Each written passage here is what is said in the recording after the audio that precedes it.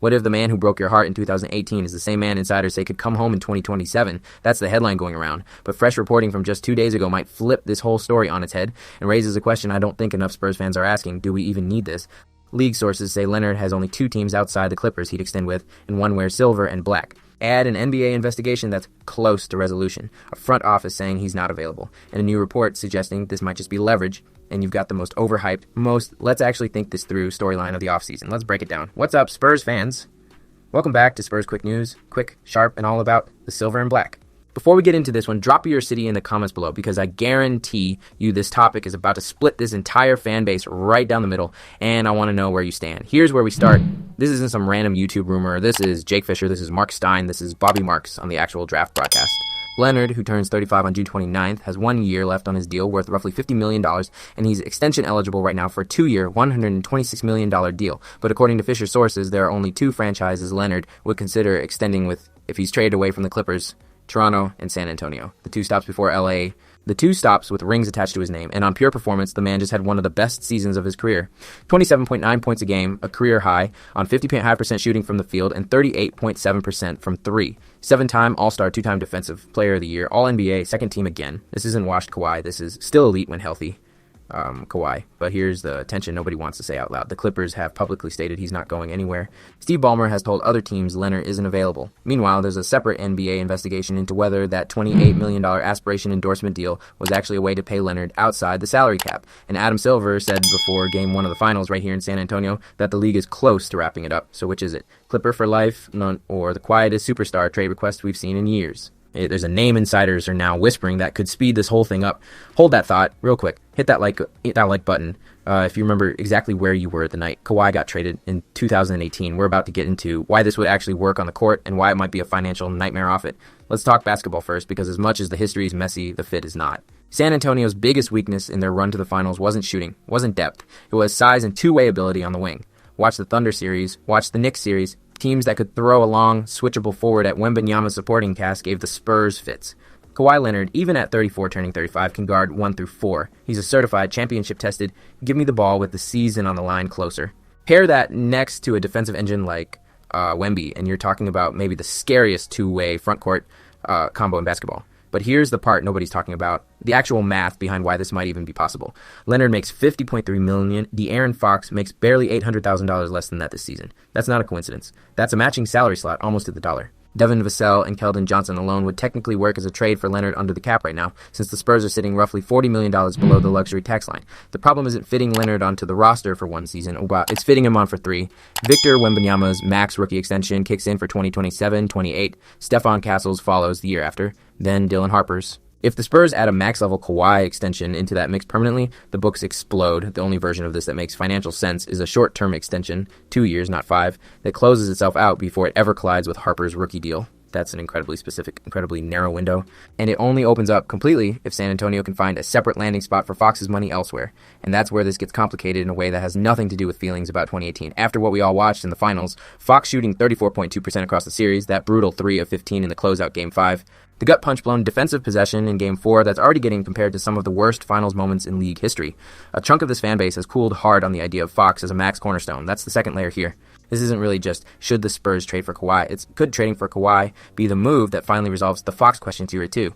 Drop a comment. Would you rather the front office build around Fox long-term or use a Kawhi extension as the bridge to get younger at the guard spot? Hit that like button if you've got strong feelings either way, because the comments on this topic are already wild. Now let's get into the part that actually decides whether any of this happens, because right now there's a tug-of-war happening behind the scenes in LA, and it's more layered than a simple yes or no. Ballmer's public stance has been clear. Leonard stays, the Clippers build around him. Well, on June 24th, Chris Haynes said that if an extension isn't worked out this summer, he expects the Clippers to look at moving Leonard, since no front office wants a $50 million expiring deal walking into a season with zero certainty attached. ESPN's Tim McMahon offered a more measured version of that on the Hoop Collective podcast, reporting the Clippers will likely push Leonard toward a real pay cut on any new deal. Realistic analysis puts a workable number around $30 to $35 million a year over 2 or 3 seasons, well below the $50.3 million he's making now. Now here's the name I promised earlier, Detroit. The Pistons cleared real cap space dumping Isaiah Stewart's salary, and Brian Windhorst connected them to Leonard as a known suitor. But 2 days ago, the Athletic's Zach Harper shut that down directly, reporting that Leonard has no interest in Detroit, that Ballmer has no real interest in trading him, and this is the part that reframes the whole story, that Leonard simply wants to stay in Los Angeles because that's where his family is, so sit with that. If the guy genuinely wants to stay in LA, why is I'd only extend with the Spurs or the Raptors even part of this conversation? Here's the more grounded read. Naming 2 sentimental, hard-to-engineer trade destinations is also exactly the move you'd make if you wanted any trade nearly impossible to pull off, which pressures the Clippers to just pay him to stay home. I'm not saying that's definitely what's happening. I'm saying it's the simpler explanation sitting right next to the louder one. All of this is unfolding with the aspiration investigation still hanging over the franchise, with Silver pushing for finality before the league's other 29 teams need clarity. Until that resolves, nobody's making a confident move either way. If a trade ever did get serious, San Antonio has real pieces, an Atlanta first-rounder, pick swaps building toward Sacramento in 2031, and young wing talent like Carter Bryant. The capital is there, the likelihood is lower than the headlines suggest. Quick gut check for the comments. Trade up for a name like Kawhi or grow inside and let Harper take the keys.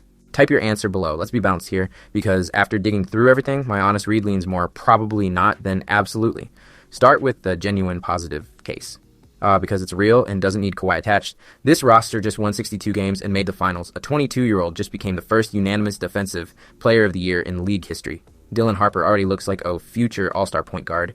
The front office has draft capital stacked through 21-31. That's not a rebuild praying for a savior. That's a good ascending young core already on track, and that's exactly why I'm skeptical this even needs to happen. Now the real vulnerabilities. Leonard's health history isn't a footnote. A guy who hasn't played 70 games since 2016-17 isn't someone you build a multi-year plan around. The money doesn't cleanly work either. Even a discounted extension still complicates Wembanyama's, Castle's, and Harper's upcoming deals unless Fox's contract moves out first. And there's no clean landing spot for that money right now. And there's the relationship itself. Real grievances on both sides back in 2018. Tony Parker's public jabs at the time. And a wound still raw enough that fans booed him so hard in 2023 that Pop had to grab a mic and ask them to stop. Add it up. And the grounded answer is probably, no, not really. Not because the talent wouldn't help, but because San Antonio already has a better timeline without the cost and the baggage attached to it. How would you feel watching Kawhi Leonard in a Spurs jersey? Again, genuinely, not the meme answer, the real one. Let me know down below. So where does this actually go from here? The next real checkpoint is June 30th, when the NBA's free agency negotiation period opens and the Clippers have to decide whether they're seriously chasing an extension or finally testing the trade market. Here's how I'd close the loop on everything we just covered. Ballmer's, he's not available. Haynes's, they'll move him. McMahon's, pay cut framing. And Harper's, he just wants to stay in LA. Can all be true at the same time. The most likely outcome is also the most boring one. Leonard probably resigns in Los Angeles for less money than he wanted. And the Spurs angle stays exactly what it's looked like this whole time. Leverage, not destiny. And honestly, that's fine. San Antonio doesn't need to manufacture a reunion to justify being excited about next season. They already have one of the best young cores in the league. And a clear timeline that doesn't depend on someone else's contract drama. One thing we didn't get into today was the Raptors have reportedly already registered real interest of their own in a Kawhi reunion completely separate from anything happening in San Antonio. If Toronto moves first and means it, that ends this conversation before the Spurs ever get a real seat at the table.